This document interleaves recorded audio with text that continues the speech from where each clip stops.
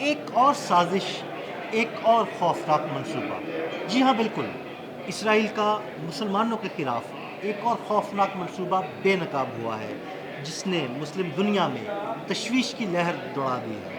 یہ خوفناک منصوبہ کیا ہے؟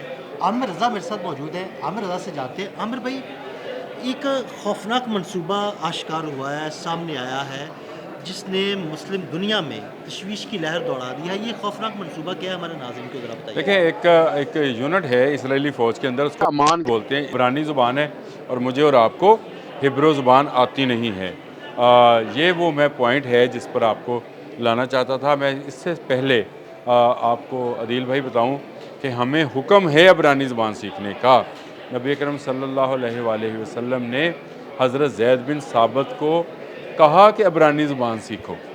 اس کا مطلب کیا تھا کہ یہ نبی کریم صلی اللہ علیہ وسلم نے حکم دیا، اور اس کے پیچھے بہت ساری جو مشکات میں بھی ہے، ترمذی میں بھی ہے، اور جو واقعہ بیان کیا جاتا ہے وہ یہ ہے کہ ایک عورت کو زنا کے کیس میں لایا گیا، اور اس کو جب سزا وجودی تھی، سزا دینے کا معاملہ آیا، تو نبی کریم صلی اللہ علیہ وآلہ وسلم نے فرمایا کہ یہودی علماء کو بلاؤ تاکہ وہ بتائیں کہ ان کے مذہب میں کیا سزا ہے اس کی۔ تو وہ ایک جو یہودی اس کا پڑھنے والا تھا، اس نے کتاب توریت کھولی اور اس کو پڑھنا شروع کیا، تو جہاں پر ایک جگہ پر سزا کا ذکر تھا وہاں اس نے اپنی انگلی رکھ لی، جیسے میں نے یہ انگوٹھا رکھ لیا۔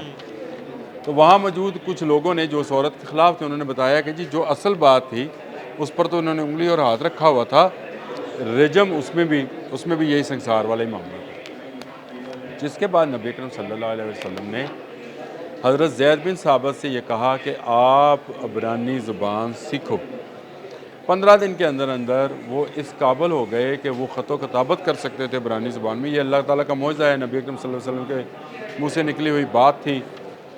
لیکن جب آپ نے مجھ سے یہ تذکرہ کیا کہ یہ اسرائیلی ڈیفنس فورسز جو ہے یہ کیا IDF جو والے جو کیا کرنے جا رہے ہیں اور یہ بہت بڑی سازش ہے، تو سازش تو ہم خود اپنے خلاف کر رہے ہیں۔ ہم نے نبی اکرم صلی اللہ علیہ وسلم کا یہ پیغام جو ہے اس کو سمجھا ہی نہیں۔ ہمیں اپنے دشمن کی ہر زبان کو سیکھنا چاہیے۔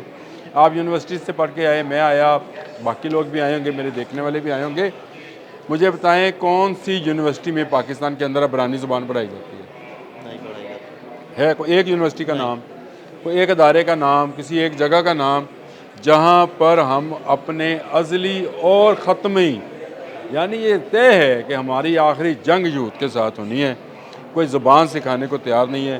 ہو سکتا ہے اس پروگرام کے بعد مجھ پر بھی کوئی فتویٰ لگ جائے کہ میں شاید پرموٹ کر رہا ہوں عبرانی زبان کو، اور عبرانی زبان میں توریت ہے بھائی، ہیبرو زبان جو ہے یہ تو ہمیں پڑھنی چاہیے تاکہ ہمیں پتہ چلے کہ ہمارا دشمن جو کیا بات کرتا ہے، کس طرح کی موو کرتا ہے۔ دیکھیں اس سے سیکھا کس نے؟ اس نے سیکھا یہود نے۔ اور عدیل صاحب میں آپ کو بتاؤں تو آپ حیران رہ جائیں گے، جب میں یہ ساری ڈیٹیل پڑھ رہا تھا تو مجھے بڑی حیرانگی ہوئی، اور یہ تھی کہ یہ تعلم نام کا پروگرام ہے جس میں عرب کلچر سکھایا جاتا ہے، یعنی ایک یہودی بچے کو بین لارنس بن عربیہ بنایا جاتا ہے، اس کو اس کا کلچر، اس کا رہن سہن، حتیٰ کہ وہ جو نشہ کرتے ہیں وہاں کے کچھ دیہاتی، ایک اس بوٹی کا نام ہے، میں نے لکھ لیا تھا، میں نے کہا میں بھول نہ جاؤں، کات نام ہے، وہ نشہ بھی ان کو کرایا جاتا ہے تاکہ وہ نشے میں بہک کر جو ہے اپنی اصل حد و حال میں واپس نہ آ جائیں۔ یہاں تک بات ختم نہیں ہوتی ہے، وہ اپنے تمام بچوں کے لیے عربی کو لازمی قرار دے چکے ہیں۔ ان کی جو ہیبرو یونیورسٹی ہے یروشلم کے اندر، اچھا یہ بڑی دلچسپ چیز ہے، اگر آپ اس کو سمجھنا چاہیں تو اس طرح سے سمجھیں کہ ہر یونیورسٹی نئے پروگرام کے ساتھ ہے، اور یہ نہیں ہے کہ ایک یونیورسٹی ہے اور اسی میں سارے پروگرامز چل رہے ہیں، نہیں، انہوں نے عرب کے لیے الگ، ایران کے لیے الگ، پاکستان کے لیے الگ، باقی ممالک کے لیے الگ الگ یونیورسٹیز میں الگ الگ پروگرامز رکھے ہیں، اور ان میں PhD تک کروا رہے ہیں، اور قرآنک سٹڈیز بھی اس میں شامل ہے۔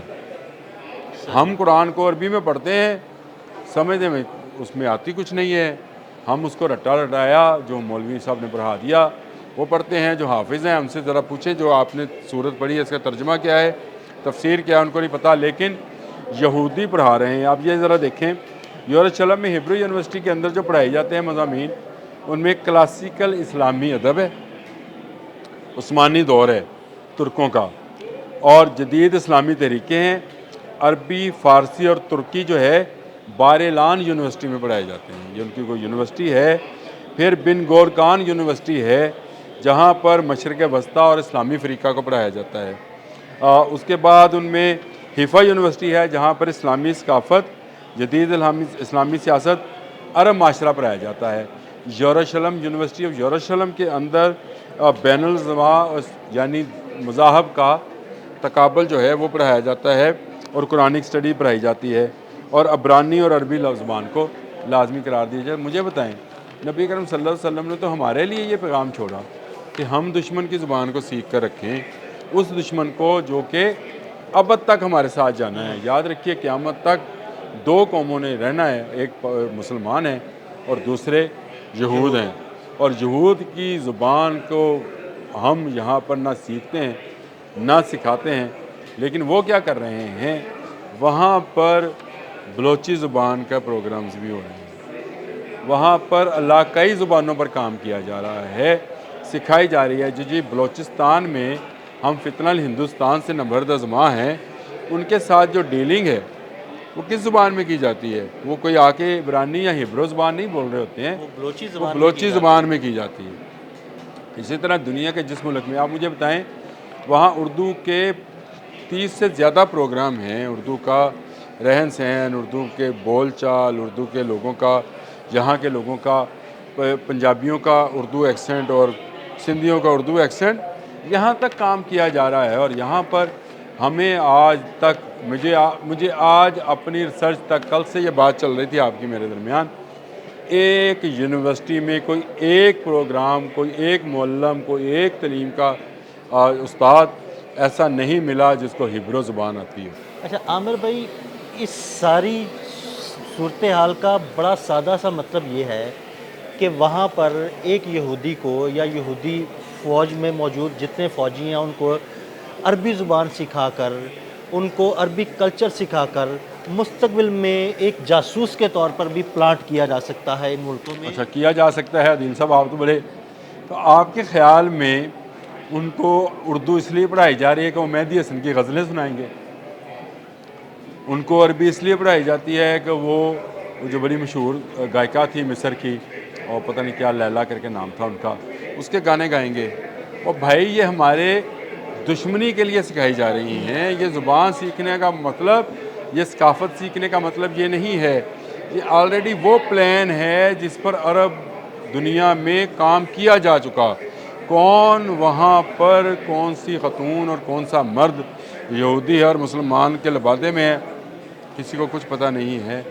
یہی حال ہے، کیونکہ وہ تو ان کا آپس میں رہن سہن ایک جیسا بھی تقریباً ہے اور آپس میں انٹریکٹ بھی کرتے ہیں، لیکن یہ پاکستان جیسا ملک جو ان کے لیے بہت اس وقت سب سے بڑا دشمن ہے، اس کے بعد فارسی بولنے والے ایرانی ہیں، پھر ترک بولنے والے ترکی ہیں۔ نہیں مطلب پاکستان کی تو ساتھ یہاں دیکھیں تو ان کو اگر بلوچی زبان سکھائی جائے گی تو بلوچی اور جو سکھائی جا رہی ہے یہاں پر بلوچی زبان سکھا کر پلانٹ کرنا اپنے جاسوس کو، تاکہ وہ ایران پہ بھی نظر رکھ سکے کیے اور ہوئے ہیں۔ پاکستان پہ میں بھی تو آپ سے یہ کہہ رہا ہوں کیوں ہیں، بالکل۔ دیکھیں ہمیں اپنی ہسٹری کو بھی دیکھنا چاہیے نا۔ آپ مجھے بتائیں، یہ لارنس روڈ جو ہے لاہور کا، یہ کس کے نام پر ہے؟ لارنس آف عربیہ کے نام پہ ہے۔ اور پورے عرب میں عثمانی ترکوں کی سلطنت کو ختم کرنے میں سب سے زیادہ کام کس نے کیا تھا؟ لارنس آف عربیہ نے، ایک یہودی تھا۔ اور مجھے بتائیں، صلاح الدین ایوبی کو جو خواب آیا تھا وہ کس کے متعلق آیا تھا؟ کہ کوئی روزے کے اوپر، روزہ رسول کے اوپر خدائی کا کام کر رہا ہے، وہ کون تھے؟ یہودی تھے۔ تو ہماری جڑوں کے اندر ہسٹری کو اگر آپ کھنگالیں گے تو یہودی ہمیشہ سے اپنی تیاری میں رہتا ہے کہ کیسے مسلمان کو نقصان پہنچانا ہے۔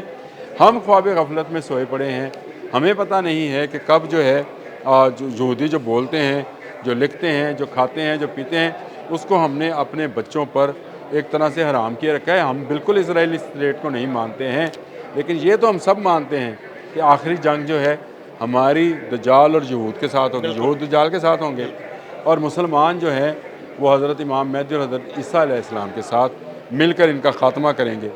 جب ہمیں پتہ ہے کہ ہمارا آخری دشمن یہ ہے تو ہمیں کون سی زبان سیکھنی چاہیے؟ چلیں سیکھنی چاہیے، ہمارا پرانی سیکھنی چاہیے۔ امیجیٹ دشمن جو بھارت ہے، ہمیں تو ہندی بھی سیکھنی چاہیے۔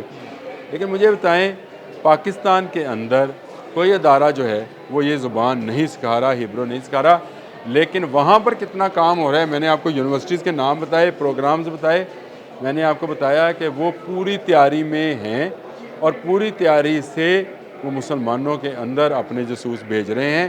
یہ وہ پلان ہے جو کئی سو سال سے وہ مسلسل کر رہے ہیں اور کئی سو سال سے خم خواب غفلت میں سوئے پڑے ہیں، اور یہی وجہ ہے کہ یہودی آٹے میں نمک برابر ہیں، لیکن اس سارے آٹے کا کیا فائدہ جس میں ذائقہ صرف نمک کا آ رہا ہے۔ ہم سب کو جاگنا چاہیے اور یہود کے خلاف ایک ہو کر کوئی حکمت عملی بنانی چاہیے، اور ان کی زبان اور ان کی ثقافت سے ہمیں ضرور جانکاری ہونی چاہیے، ہمیں ضرور معلومات ہونی چاہیے تاکہ ہم کسی کے فریب میں نہ آئیں۔ بالکل ٹھیک ہے، بہت شکریہ عامر بھائی جی۔ بالکل یہود کے اس سازش کے بارے میں عامر رضا نے بڑی تفصیل کے ساتھ آپ کو بتایا۔ عدیل احمد اور عامر رضا کو اجازت دیجیے گا، اللہ حافظ۔